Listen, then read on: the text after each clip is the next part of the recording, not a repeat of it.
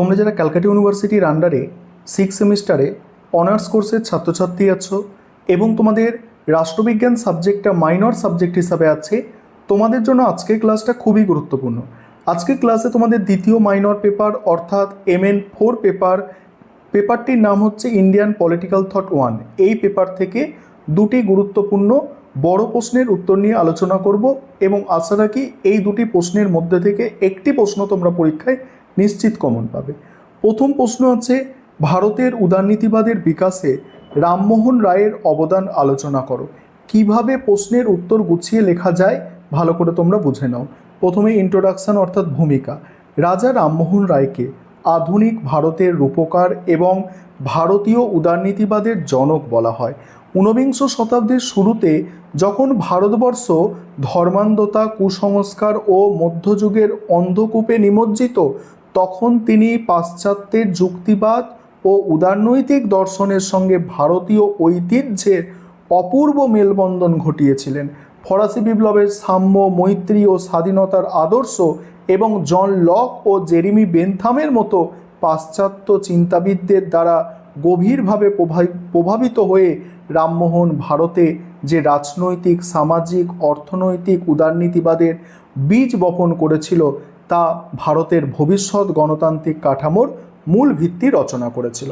দেখো, তোমাদের ইন্ট্রোডাকশানটাই যদি এভাবে গুছিয়ে লিখতে পারো, যিনি খাতা দেখবেন তিনি বুঝে যাবে যে তোমার লেখার কোয়ালিটি কি আছে। এবার কি দেখো, উদারনীতিবাদ সম্পর্কে তার অবদানগুলো দেখো। প্রথম হচ্ছে ব্যক্তি স্বাধীনতা ও মত প্রকাশের অধিকার। রামমোহন রায়ের রাজনৈতিক চিন্তাধারার মূল ভিত্তি ছিল ব্যক্তি স্বাতন্ত্র্যবাদ এবং নাগরিক অধিকারের স্বীকৃতি। তিনি গভীরভাবে বিশ্বাস করতেন যে রাষ্ট্রের প্রাথমিক কর্তব্য হলো ব্যক্তির স্বাধীন সত্তার বিকাশ সাধন করা। তার এই উদারনৈতিক চিন্তার শ্রেষ্ঠ প্রকাশ ঘটেছিল সংবাদ মাধ্যম ও মত প্রকাশের স্বাধীনতার দাবিতে। 1823 সালে ব্রিটিশ সরকার যখন প্রেস অর্ডিন্যান্স বা মুদ্রণ যন্ত্র নিয়ন্ত্রণ আইন জারি করে সংবাদপত্রের কণ্ঠরোধ করার চেষ্টা করে, তখন রামমোহন সুপ্রিম কোর্টে এবং পরে ব্রিটিশ রাজ দরবারে এর তীব্র প্রতিবাদ জানিয়ে স্মারকলিপি পেশ করে। তিনি যুক্তি দেন, অবাধ ও স্বাধীন সংবাদপত্র ছাড়া সুশাসন ও রাজনৈতিক মুক্তি একেবারেই অসম্ভব। তারপর কি বলা হচ্ছে দেখো, সামাজিক সংস্কার ও মানবাধিকার প্রতিষ্ঠা। রামমোহনের উদারনীতিবাদ কেবল তত্ত্বকথা বা রাজনৈতিক স্তরে সীমাবদ্ধ ছিল না, তিনি একে সমাজের বাস্তব ক্ষেত্রে প্রয়োগ করেছিলেন। উদারনীতিবাদের অন্যতম শর্ত হল মানবিক সমতা ও মর্যাদা। এই আদর্শে অনুপ্রাণিত হয়ে তিনি সতীদাহ প্রথার মতো চরম অমানবিক প্রথার বিরুদ্ধে প্রবল জনমত ও আন্দোলন গড়ে তোলেন এবং 1829 সালে লর্ড উইলিয়াম বেন্টিংকে দিয়ে তা আইন করে নিষিদ্ধ করতে বাধ্য হয়। লর্ড উইলিয়াম বেন্টিংকে দিয়ে তা আইন করে নিষিদ্ধ করতে বাধ্য করেন।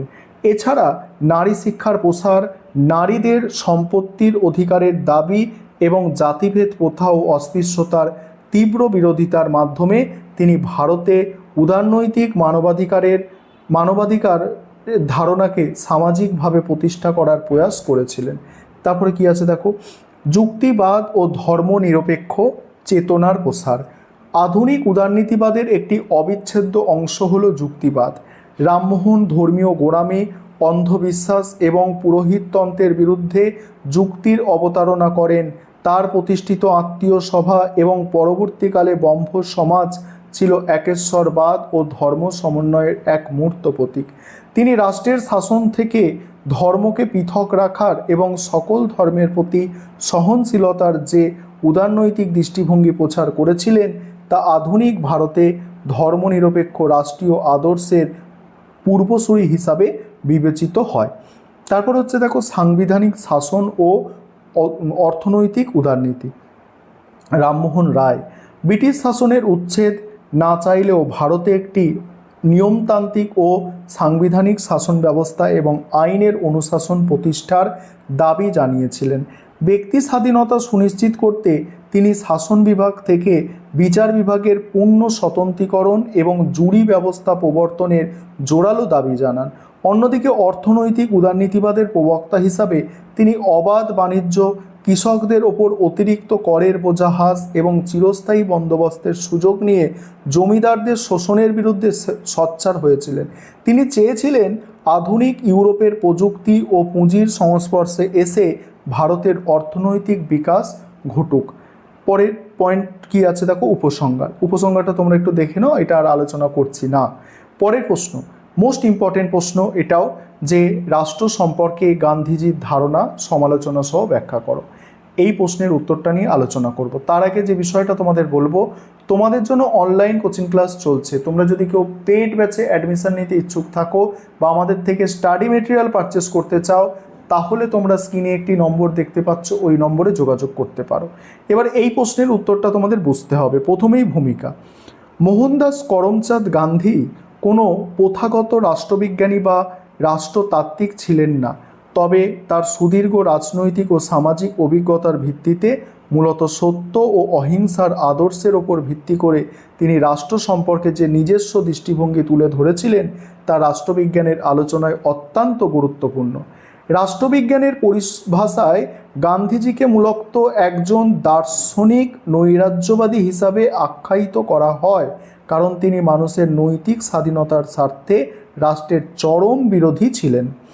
এবারে রাষ্ট্র সম্পর্কে গান্ধীজির ধারণাগুলো দেখো। প্রথম হচ্ছে, রাষ্ট্র একটি হিংসার মূর্ত রূপ। গান্ধীজি রাষ্ট্রকে একটি আত্মাহীন যন্ত্র বলে মনে করেন, অর্থাৎ সোললেস মেশিন। তার মতে রাষ্ট্র নামক প্রতিষ্ঠানটি মূলত বল প্রয়োগ ও হিংসার ওপর প্রতিষ্ঠিত। রাষ্ট্র তার পুলিশ, সেনাবাহিনী ও আইনের মাধ্যমে মানুষের ওপর যে নিয়ন্ত্রণ কায়েম করে তা হলো কেন্দ্রীভূত ও সংঘবদ্ধ হিংসারই নামান্তর।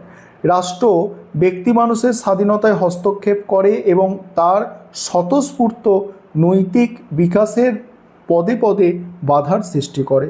তাই তিনি রাষ্ট্রের বিলোপ সাধন করে একটি অহিংস সমাজ গঠনের পক্ষপাতী ছিলেন, যেখানে মানুষের ওপর কোনো বল প্রয়োগ থাকবে না। তারপরে হচ্ছে বিকেন্দ্রীকরণ ও স্বরাজ। গান্ধীজি রাষ্ট্রীয় ধারণার অন্যতম মূল ভিত্তি হল রাজনৈতিক ও অর্থনৈতিক ক্ষমতার বিকেন্দ্রীকরণ।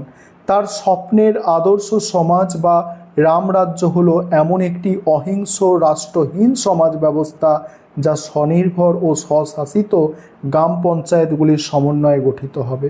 এখানে শাসন ক্ষমতার মূল ভিত্তি হবে গ্রাম এবং প্রতিটি গ্রাম হবে স্বাধীন ও স্বয়ংসম্পূর্ণ আত্মনির্ভরশীল। তাই গ্রামকেন্দ্রিক ব্যবস্থাকেই তিনি পূর্ণ স্বরাজ আখ্যা দিয়েছেন, যেখানে মানুষ নিজের দ্বারা নিজেকে শাসন করবে।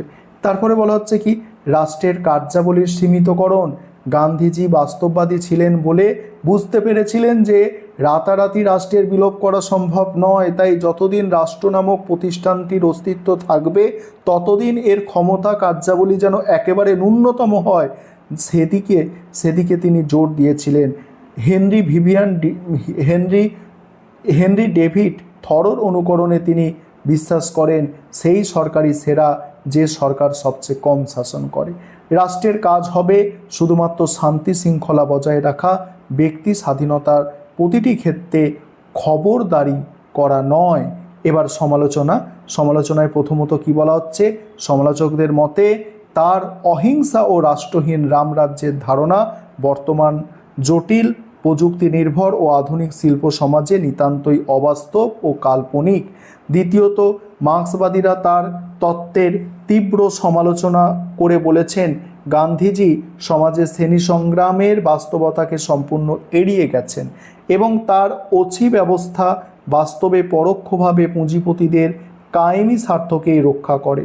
তৃতীয়ত, তিনি মানব চরিত্রের নৈতিক ও শুভ দিকটির ওপরে অতিরিক্ত জোর দিয়েছেন এবং বল প্রয়োগকারী প্রতিষ্ঠান হিসাবে রাষ্ট্রের প্রয়োজনীয়তাকে অবমূল্যায়ন করেছেন। বাস্তবে দণ্ডদানকারী ছাড়া রাষ্ট্র মানব সমাজের চরম বিশৃঙ্খলা অরাজকতা দেখা দিতে পারে। এবার উপসংহার দিয়ে প্রশ্নের উত্তরটা শেষ করবে।